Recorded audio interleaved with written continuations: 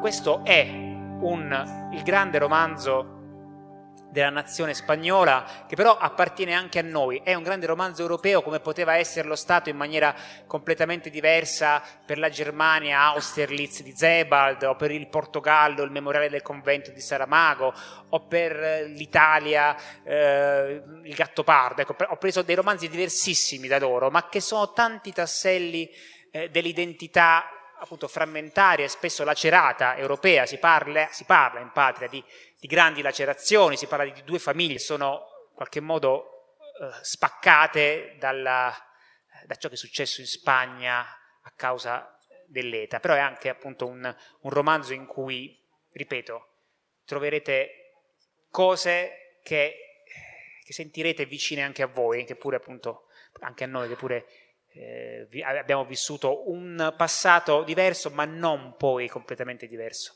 rispetto a quello che è successo in Spagna. Quindi abbiamo davvero l'onore e il privilegio di avere qua appunto l'autore, lo scrittore, l'autore di questo grande romanzo. Grazie mille, siete in tanti, siete venuti come al solito in massa a sentire queste presentazioni, e questa volta veramente vale la pena. Una breve scheda biografica sull'autore che c'è con noi stasera. Fernando Aramburu nasce a San Sebastián nel 59 ed è una cosa buffa, si fa per dire, perché nel 59 nasce l'ETA, per cui lui nasce esattamente lo stesso anno in cui viene fondata l'organizzazione terroristica. ETA vuol dire, tanto lo ripeteremo sempre, Euskadi sta a Scatasuna, che vuol dire libertà per la patria basca. Si laurea in filologia spagnola e fonda una rivista surrealista, Clock, che esce con un numero tutto di pagine bianche, piuttosto delle scritte sui muri, che vanno a cancellare quelle stesse dell'ETA in cui si scrive Nietzsche sì, ETA no, e via discorrendo, oppure Viva Tristanzara. Dall'85 risiede in Germania e va come dice lui, per amore, ad Hannover, dove attualmente vive. Dal 2000 in Germania insegna lingua spagnola, e anche sia ai tedeschi che agli immigrati, eccetera. E dal 2009 però si dedica completamente alla scrittura e alla saggistica. Oltre a Patria, al suo attivo il primo è del 96, ha 9 romanzi, 10 con Patria, 4 volumi di racconti, di cui uno sarà poi una domanda magari che potrò fargli, che anticipa un po' Patria, perché sono dei racconti sulle vittime dell'ETA.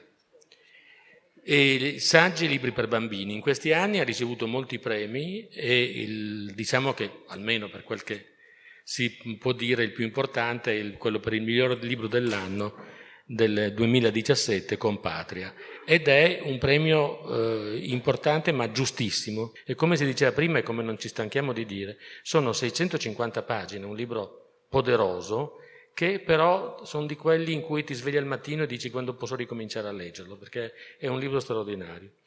E la storia di Patria è la storia sostanzialmente di due famiglie che stanno in un paese immaginario, innominato, ma insomma vicino a San Sebastián, le cui vicende e vicissitudini si intrecciano, sono molto amici, il padre dell'una col padre dell'altro, le due madri sono amiche, i figli si conoscono, eccetera, ma l'ETA, la violenza, il nazionalismo e il terrorismo basco li dividono. Tanto è vero che poi uno dei personaggi della famiglia sarà una vittima e uno dell'altra famiglia il carnefice. Il libro si dipana con dei tempi continuamente cambiati. Sono 125 capitoli brevi di 4 pagine ognuno, 4-5 pagine, che vanno un po' random nei tempi e negli anni, proprio per raccontare meglio la storia. Un'ultima cosa, la storia di una violenza che, tra parentesi volevo dirlo, i morti per gli attentati dell'ETA sono 800, forse di più, ma accertati 840, 850, quindi non poco. Vargas Llosa, premio Nobel per la letteratura, l'ha definito un libro straordinario che ci fa vivere dall'interno gli anni di sangue e di orrore che ha sofferto la Spagna. La peculiarità di questo libro è che noi rileggiamo questa storia della Spagna attraverso due famiglie, quindi dall'interno, dai piccoli, dai non personaggi, dai piccoli protagonisti di tutti i giorni all'interno di un paese. Biografia finita, volevo chiedere a Fernando la domanda più facile da fare a uno scrittore: come ti è venuto in mente di scrivere un libro simile e di scrivere un libro che è un romanzo ma è anche una testimonianza e un grande lavoro di memoria? Buenas tardes y muchas gracias por las generosas palabras que me han dirigido. Buon pomeriggio e ringrazio molto per le generose parole che sono state dette su di me. En realidad yo no considero que el terrorismo sea un tema. Yo no tengo una relación como de especialista o de historiador o de estudioso. Non ritengo di essere un protagonista, un conoscitore, un storico su questo argomento. Nací efectivamente en 1959, el mismo año que ETA. Sono nato effettivamente nel 1959, lo stesso anno in cui è nata l'ETA. En San Sebastián, en el País Vasco. A San Sebastián, nei Paesi Baschi. Esto significa que la violencia política ha crecido conmigo, la he tenido muy cerca desde pequeño. Questo significa che tutta questa violenza politica è cresciuta insieme a me, è stata molto vicino a me per tutta la mia giovinezza. Y hay un atentado en concreto que para mí fue como un trastorno enorme. E c'è stato in particolare un attentato che mi ha colpito in maniera particolare. No quiere decir que otros atentados anteriores me fueran indiferentes, pero este me resultó muy cercano. Non vuol dire che altri attentati precedenti mi fossero indifferenti, ma questo in particolare mi ha colpito in modo particolare. Y ocurrió en 1984. È successo nel 1984. ETA, uno de los grupos de ETA, asesinó a un senador socialdemócrata en mi ciudad. È successo nel 1984 e uno dei gruppi, perché c'erano diversi gruppi dell'ETA, ha ucciso un senatore della mia città, socialdemocratico. Se llamaba Enrique Casas y yo lo conocía personalmente. Di nome Enrique Casas e lo conoscevo personalmente. Es la primera vez que ETA mataba a una persona a la que yo conocía. Ed era la prima volta che l'ETA uccideva una persona che io conoscevo personalmente. Hasta entonces, todo lo que yo sabía de los atentados es lo que sabía la gente común, lo que nos contaban en la televisión o en los periódicos. Fino a quel momento lì, tutto quello che io sapevo sugli attentati dell'ETA era esattamente le stesse cose che sapevano tutti gli altri cittadini, quello che ci raccontava la televisione, che ci raccontava la stampa. Yo tenía 25 años y fui a ver cómo introducían el ataúd con el difunto en la Casa del Pueblo de San Sebastián. La Casa del Pueblo es el centro social del Partido Socialista. Avevo allora 25 anni e sono andato di persona a vedere come entrava la salma nella Casa del Popolo, che era il centro sociale del Partito Socialista, per esporre questa salma. Era febrero y llovía. La lluvia es una constante en mis relatos situados en el País Vasco. Era febbraio, il mese di febbraio pioveva. La pioggia è una costante in tutti i miei romanzi dove parlo sempre dei Paesi Baschi. Y yo estaba en el borde de la calle y me dije para mí, algún día escribirás sobre esto. Io mi trovavo lì in mezzo alla strada, che osservavo appunto come introducevano la salma, e mi sono detto per me stesso, un giorno prima o poi scriverai su questo. Me sentí interpelado, sentí como si la caja del muerto me preguntase, ¿tú que escribes, no tienes nada que decir sobre esto? Mi sono sentito quasi come se la cassa del morto mi chiedesse, ma tu che sei uno scrittore non hai nulla da dire su questo? Pero yo sabía que entonces no tenía madurez literaria ni tampoco madurez humana. Ma io sapevo che in quel momento non avevo ancora né la maturità letteraria né quella umana per poter scrivere. Y necesité mucho tiempo hasta encontrar el tono lingüístico adecuado para contar esta tragedia che è stato tan cerca di mia vita. E ho avuto bisogno di molto tempo per riuscire a trovare il tono giusto, il tono linguistico opportuno per poter raccontare questa immensa tragedia che ho vissuto. Y empecé escribiendo historias breves y me daba cuenta de que fallaban. Ho cominciato a scrivere dei piccoli racconti, ma mi rendevo conto che c'era qualcosa che non andava. Hasta el 2006. En el 2006 publiqué una colección de cuentos, de la que hay una edición italiana. Fino al 2006, anno in cui ho pubblicato una raccolta di racconti, c'è anche l'edizione italiana. Y es la primera vez en la que vi que había encontrado la fórmula para contar historias sobre gentes vascas, es decir, sobre personas de pueblos y ciudades del País Vasco de la época que yo conocía. Ed è la prima volta in cui mi sono reso conto che avevo trovato la formula giusta per raccontare delle storie sulle gente dei Paesi Baschi, su persone dei paesi, delle città che conoscevo bene perché era anche la mia città. Y posteriormente escribí una novela y finalmente Patria. Successivamente ho scritto un romanzo e poi infine questo che presentiamo oggi, Patria. Mi pare molto interessante questa cosa che ha detto Fernando Aramburu sulla scrittura, perché è un libro scritto in un modo che subito ci colpisce, perché non c'è quasi differenza tra discorso diretto, pensato e racconto. Ed è curioso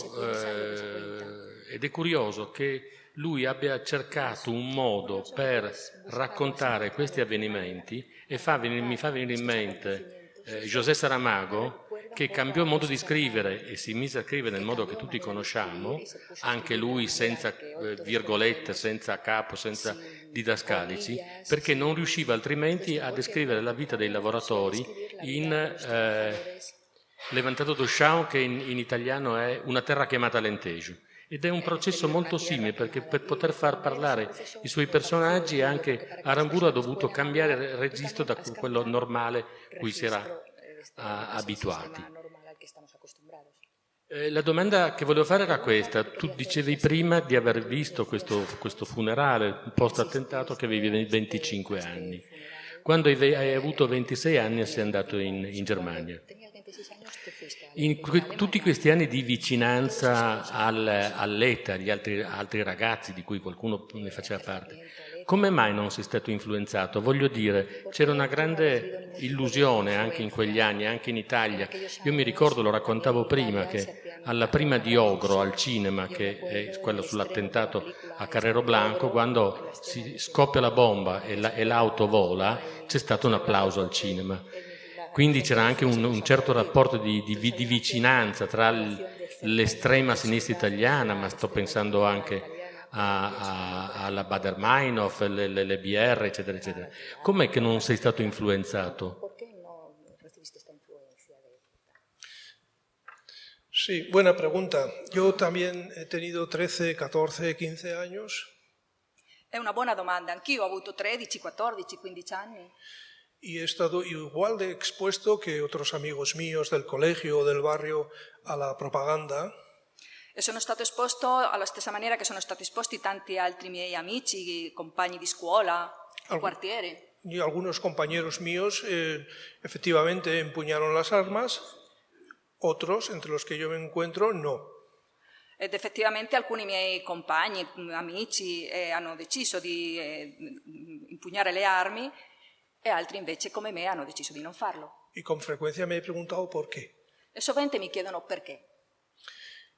Lo que constato es que mi cerebro no ha sido conquistado por esta idea según la cual un proyecto político se puede conseguir por la vía de matar a otros semejantes. Fortunatamente mi rendo conto che il mio cervello non è stato conquistato dall'idea che un progetto politico si può raggiungere soltanto uccidendo altre persone. Y los jóvenes, particularmente los varones, más que las chicas, son particularmente susceptibles al fanatismo. I giovani, in particolare i maschi, sono particolarmente suscettibili ai fanatismi in generale. Bueno, pues por la juventud misma, los jóvenes tienen energía, tienen la sangre caliente, no tienen responsabilidades laborales ni familiares y están expuestos a la presione del gruppo.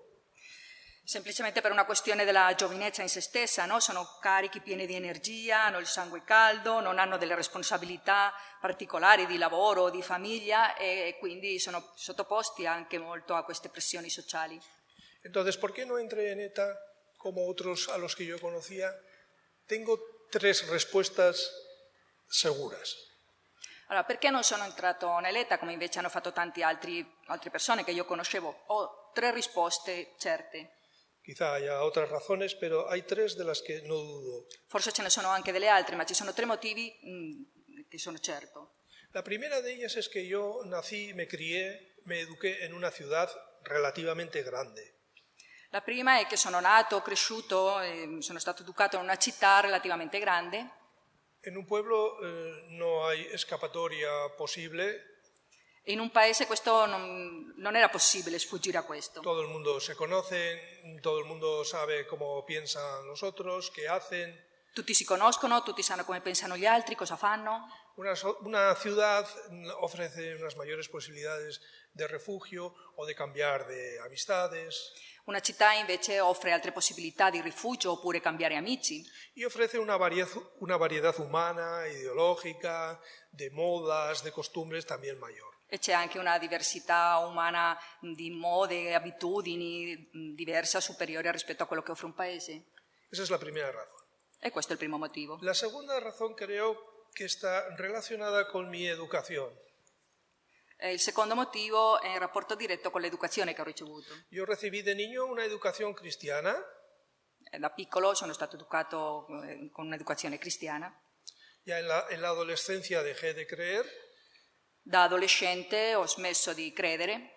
Pero conservé el convencimiento de la compasión. Ma mi è rimasta questa caratteristica, questa convinzione della compassione.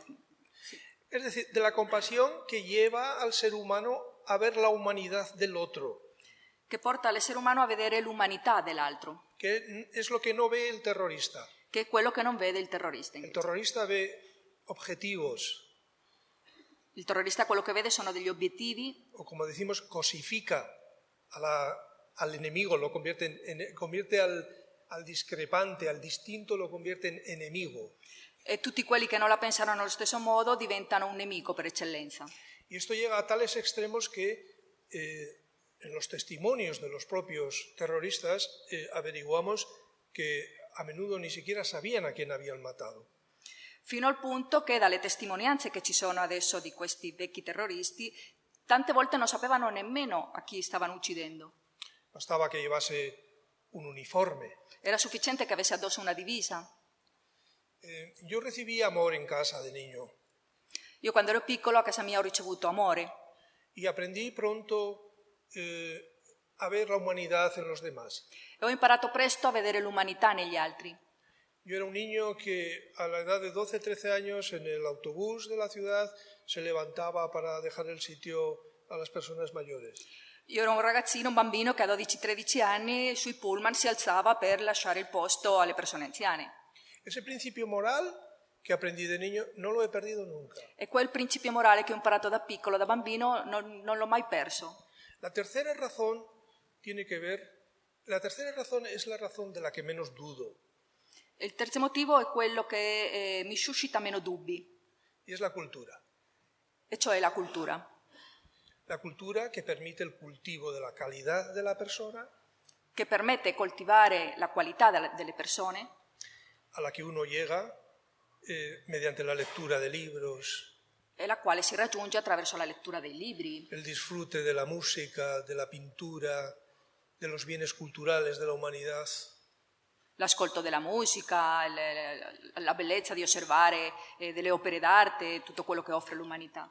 Mi horizonte vital a los 16 años no era un Kalashnikov, sino era Dostoyevsky o Dickens.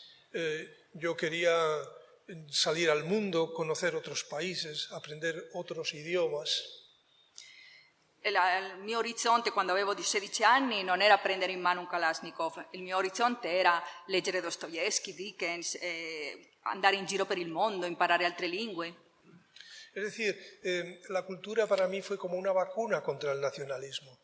Praticamente la cultura per me è stata come una sorta di vaccino contro il nazionalismo. Entendiendo el nacionalismo como la causa de la tierra de los padres o de la patria. Se si intende il nazionalismo come la causa dei genitori della patria. Yo no reniego de las tradiciones ni de los bailes típicos, pero mi horizonte ya a la edad de 15 y 16 años iba mucho más allá que esto. Io non nego, non rifiuto tutte quelle che sono le tradizioni, i costumi, i balli tipici, eccetera, eccetera, però all'età già di 16 anni i miei orizzonti andavano molto più in là. Y probablemente hay una cuarta razón por la que yo no entré en ETA, aunque tengo que reflexionar al respecto. E probabilmente c'è un quarto motivo per cui io ho deciso di non entrare nell'ETA, ma devo ancora riflettere al riguardo. Y es el humor, Ed è l'umore, la risa. il senso degli humor, la La risata. risa es lo que uno nunca encuentra en el terrorista, en el fanático, en el totalitario. Le risate, il sorriso, è qualcosa che non si trova mai in un terrorista, in un fanatico. Poi lascio la parola a Manuel Martín Morán, ma prima ne approfitto perché ha detto una cosa che mi incuriosiva molto. A proposito dei paesi dove è più facile che ci sia il terrorismo perché c'è più controllo sociale, perché tutti conoscono tutti. Leggendo il libro viene fuori in modo forte delle atmosfere da mafia. Cioè queste donne che non possono più guardare l'amica perché il marito è infame o perché nel mirino dei terroristi, l'omertà, la gente, i bambini che non giocano più insieme, la donna che va a messa e le altre sue vecchie amiche vanno nell'altro lato della chiesa perché non le vogliono stare vicino. C'è un rapporto, mi pare stretto, ideale, poi le differenze sono enormi, no? Ma tra quello che è il pugno di ferro della mafia e dei condizionamenti che porta la mafia e invece un movimento terroristico marxista come è stata letta. Sí, estas comparaciones son posibles, aunque el panorama humano sea distinto. Sì, questi paragoni sono possibili anche se il panorama umano è completamente diverso. Se dice que hay dos maneras de gobernar, controlar la vida del pueblo o de la gente. Si dice che ci sono due modi per governare, per gestire, per controllare la vita del popolo, delle persone. Una forma es la esperanza. Una di queste è la speranza. Dar a la gente una misión, una ilusión. Fornire alle persone una missione, un obiettivo, un'illusione. En fin, un sentido colectivo en la vida. Un senso collettivo della vita, in definitiva. La otra forma es el miedo, es el terror. E l'altra forma è la paura, il terrore. El miedo genera, en cualquier sociedad donde se produzca y con cualquier excusa política, económica o religiosa, E la paura genera in qualsiasi società avvenga e con qualsiasi scusa, può essere di tipo politico o religioso, genera comportamientos de supervivencia. genera comunque atteggiamenti di sopravvivenza. Bueno, está en la naturaleza del ser humano perseverar en el ser, como decía el filósofo Spinoza. È proprio nella natura dell'uomo il voler sopravvivere, no? Il voler rimanere, come diceva il filosofo Spinoza. Bueno, pongámonos en el papel de un personaje de mi novela o de un vecino de un pueblo pequeño. Allora, mettiamoci nel ruolo di un personaggio del mio romanzo o comunque di un signore qualsiasi, un cittadino di un paesino piccolo. Por un lado, en la calle se ha impuesto una determinada idea, una manera de pensar o de comportarse. Per le strade si è imposta una nuova idea, un modo nuovo, una maniera di pensare, di agire. Y la persona sabe, la persona puede que no opine lo mismo, puede que disienta o que encuentre injusto lo que se está haciendo en la calle o en la plaza. Questa persona magari può opinare diversamente, avere delle idee diverse o non trovare comunque giusto quello che sta succedendo per le strade. Pero al mismo tiempo, como no hay libertad, sabe que está corriendo un peligro. Ma allo stesso tempo, poiché non c'è libertà, sa che corre un pericolo. Entonces, ¿qué hacemos? Bueno, hay un aforismo de Lichtenberg. Allora cosa facciamo? C'è un aforismo di Lichtenberg, que dice que el lugar más seguro para una mosca es posarse en el matamoscas. Che dice che il luogo più sicuro per una mosca è mettersi sopra come si matamosca chiama? In italiano l'apparecchio per uccidere le mosche. Sí, la mosca está ahí. Uccide mosche, uccide zanzare, insomma. Si la mosca está ahí, adiós mosca. Pero si la mosca está en el matamosca, es muy difícil matarla. È difficile uccidere la mosca se lei è posata su questo attrezzo che serve per uccidere le mosche. Esto ya lo sabía Lichtenberg en el siglo XVIII. E questo lo sapeva già Lichtenberg nel XVIII secolo. Por tanto, en el pueblo uno pone la bandera, pone una pancarta, va a la manifestación, vota a quien hay que votar, mueve la bandera, pues del grupo predominante, hegemónico, totalitario, y vive tranquilo como la mosca que estaba en el matamoscas. Allora quella persona di quel paesino che magari non condivide tutte quelle idee, cosa fa? Appende una bandiera del gruppo egemonico in quel momento lì sul suo balcone, oppure assiste alle manifestazioni, vota chi deve votare e vive tranquillo, è sicuro come la mosca. Y esta conducta no es privativa de los vascos. Yo tengo un suegro alemán. E questo modo di agire non è solo tipico dei baschi, il mio suocero è tedesco. Y cuando era niño, en los tiempos del nazismo, da bambino, ai tempi del nazismo, en casa pensaban de una manera, en secreto, porque era muy peligroso que se supiera lo que pensaban, y en la calle se comportaban de otra manera. A casa sua si pensava in un certo modo completamente diverso di quello che c'era fuori, ma era segreto, guai a saperlo, e invece per le strade si comportavano, si atteggiavano come si atteggiavano tutti.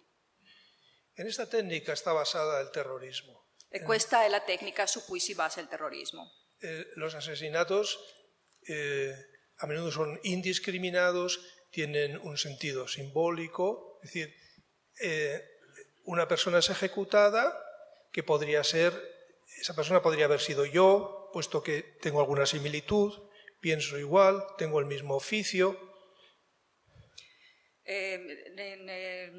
Nelle uccisioni dei terroristi sono sempre le vittime, sono indiscriminate, hanno solo un senso simbolico, per cui alla fine io posso pensare quella persona che hanno ucciso avrei potuto essere io, perché la penso alla stessa maniera. Bien, pero yo soy novelista, no psicólogo ni historiador. Comunque io sono un romanziere, non sono uno psicologo, non sono uno storico. Sino que mediante la narración de historias, de vidas privadas, yo he tratado de compartir con los posibles lectores todo esto que estoy diciendo de una manera un tanto teórica, ¿no? Quindi semplicemente attraverso il mio romanzo, attraverso la narrazione, dove racconto delle storie, delle vite delle persone, ho cercato di condividere queste cose che adesso sto condividendo anche con voi. E questa empatia con il punto di vista dei personaggi credo che si percepisca leggendo il tuo romanzo, ne anche veicolo, secondo me, questo disordine cronologico dei capitoli. Vi troverete con un racconto che apparentemente è disordinato, potrebbe provocare una sorta di vertigine nel lettore, eppure non si perde mai il filo, eppure riusciamo a seguire tutto il percorso dei diversi personaggi, ce ne sono almeno 4 storie parallele, riusciamo a seguire tutto il percorso senza nessun problema. Probabilmente il legante tra i capitoli ha a che fare con l'assonanza dei significati, il fatto che si va avanti nell'intensificazione del vissuto del personaggio e sembra quasi che la cosa preponderante per te sia stata non raccontare fatti, ma raccontare il modo in cui questi fatti sono vissuti dai personaggi.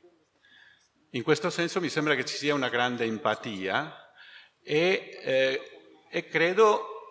volevo chiederti fino a che punto, paradossalmente, la distanza è stato un elemento positivo nel riuscire a costruire questa empatia, la distanza geografica. Cioè, hai avuto bisogno di andartene in Germania per riuscire a entrare in empatia con il popolo basco? Esta es mi pregunta favorita. Sí. Questa è la mia domanda preferita. Sí, no es normal que un escritor escriba con cierta frecuencia sobre historias que transcurren en el País Vasco y viva a 2.000 kilómetros de distancia. Sì, non è molto usuale, molto normale che uno scrittore scriva delle storie che avvengono nei Paesi Baschi e che viva in realtà a 2.000 chilometri di distanza. La distancia, como sabemos desde la teoría de la relatividad de Einstein, es relativa. La distanza, come sappiamo e come ci dimostra Einstein con la sua teoria della relatività, anche la distanza è relativa. Pero durante mis primeros años de residencia en Alemania yo tenía cierta neurosis. Ma durante i primi anni che abitavo in Germania sentivo di avere una sorta di neurosi. En dos sentidos. In due sensi. Uno lingüístico. Da un lato linguistico. En el sentido de que yo temía que mi lengua materna se me oxidase y yo perdiese ligereza. Avevo paura che la mia lingua madre si arrugginisse, di perdere un po' questa leggerezza che abbiamo tutti noi nella nostra lingua madre. Y la otra causa de posible suave neurosis es que yo vivía lejos del escenario de mis narraciones. E l'altra cosa che mi preoccupava era il fatto di vivere lontano dallo scenario dove ambientavo i miei romanzi, i miei racconti. Sí, entre paréntesis, esa distancia hoy día no existe. Desde que se inventó Internet no existe esta distancia. Tra l'altro questa distanza in realtà da quando c'è Internet non esiste più. Pero cuando creía que existía, ma quando in realtà io credevo che esisteva questa distanza, hice un gran esfuerzo por compensar la distancia geográfica con la cercanía emocional. Ho fatto un grandissimo sforzo per compensare questa distanza geografica con una prossimità emotiva. Por tanto, he leído muchos libros relacionados con la historia de mi país natal, los periódicos los leía a diario, he hablado con muchas personas, con víctimas del terrorismo, personalmente. E quindi ho letto moltissimi libri che si svolgevano nei Paesi Baschi, nella mia terra, leggevo sempre i quotidiani, ho parlato con tante persone, anche con tante vittime del terrorismo. Y llegó un momento en que descubrí que la distancia geográfica en realidad era mi perspectiva. Fino a quando è arrivato un momento in cui ho scoperto che in realtà questa distanza geografica, quello che era in realtà era la mia prospettiva, il mio punto di vista. Y me consuela saber que cada escritor tiene su perspectiva. E mi consola sapere che ogni scrittore ha la propria prospettiva. Esta perspectiva, la mía, es, por así decir, la del jugador de ajedrez che ve todas las piezas. E questa mia prospettiva in realtà è la stessa che ha un giocatore di scacchi che può vedere allo stesso tempo tutti i pezzi. No es la perspectiva del rey, del peón o del alfil que está en el tablero, pero solamente ve la realidad a su alrededor y quizá no toda la partida entera. Non è invece la prospettiva che hanno questi diversi pezzi degli scacchi, no? Il re e la regina possono vedere soltanto quello che succede attorno a loro, no? Invece io con la distanza geografica riuscivo a vedere tutto quello che succedeva sulla scacchiera.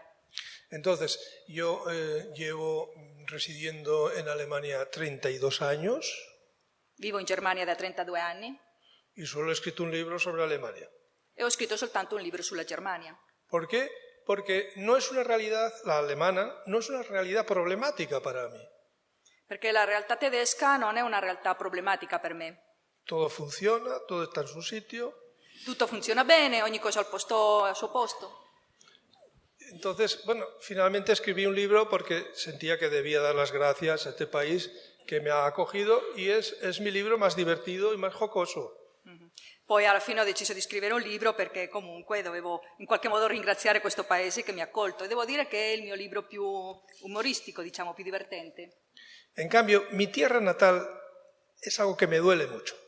Invece la mia terra natale è qualcosa che mi fa molto male, Es un dolor interno que yo tengo è un dolore interno y es mi deseo dejar por medio de la literatura un testimonio de la época que me tocó vivir y de los hombres che abitarono dicha epoca.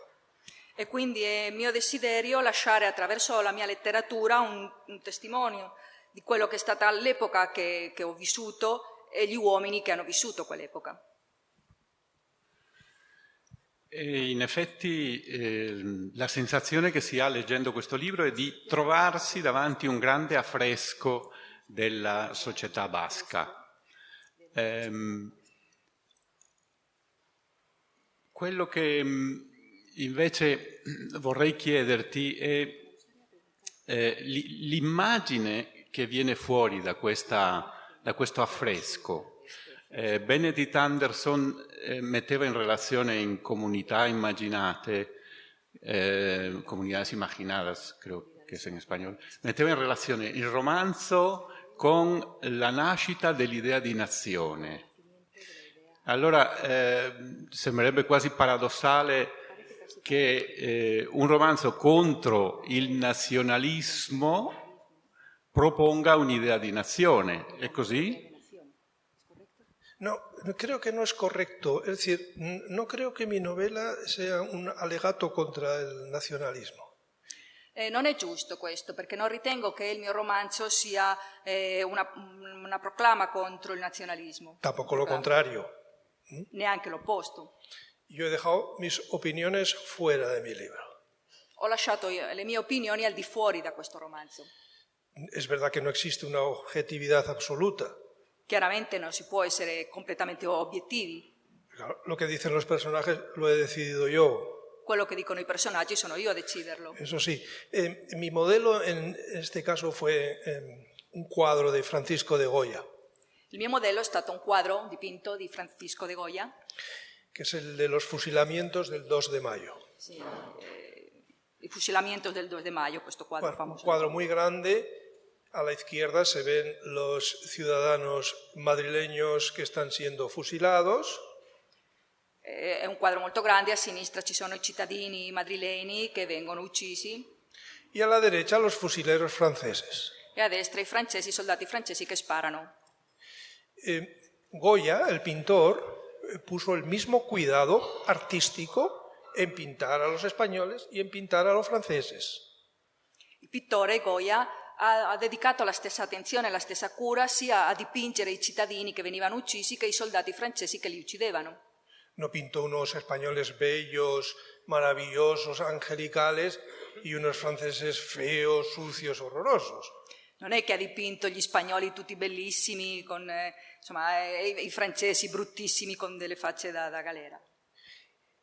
Yo no soy Goya, desgraciadamente, pero yo quise hacer algo parecido. Io non sono Goya, purtroppo, ma nel mio romanzo ho voluto fare qualcosa di simile. Es decir, no he querido intervenir desde fuera en la historia que he contado.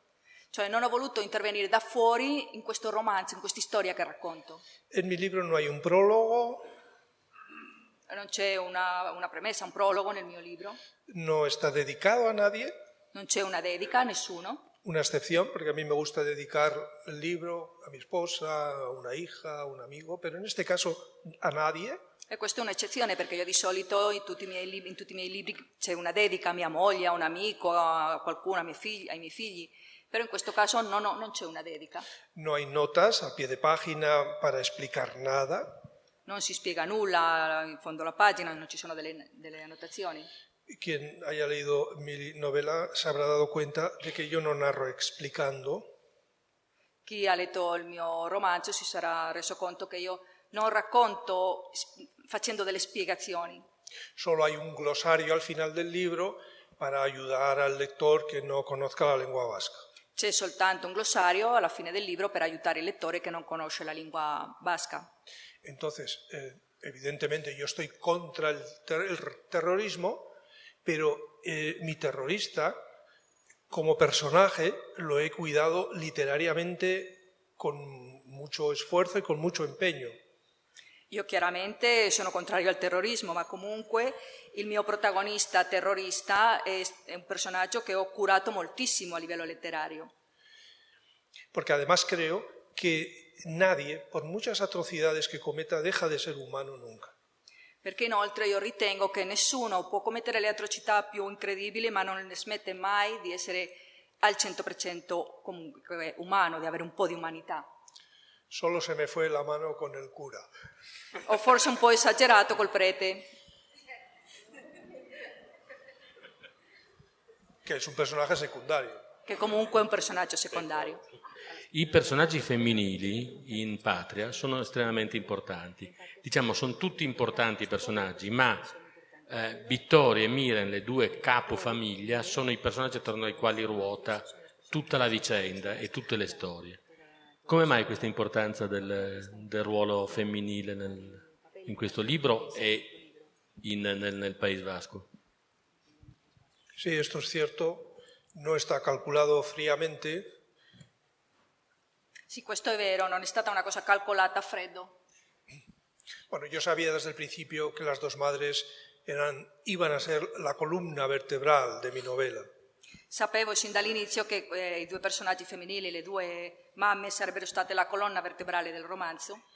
Y si suprimimos a las 4 mujeres protagonistas, la novela se cae.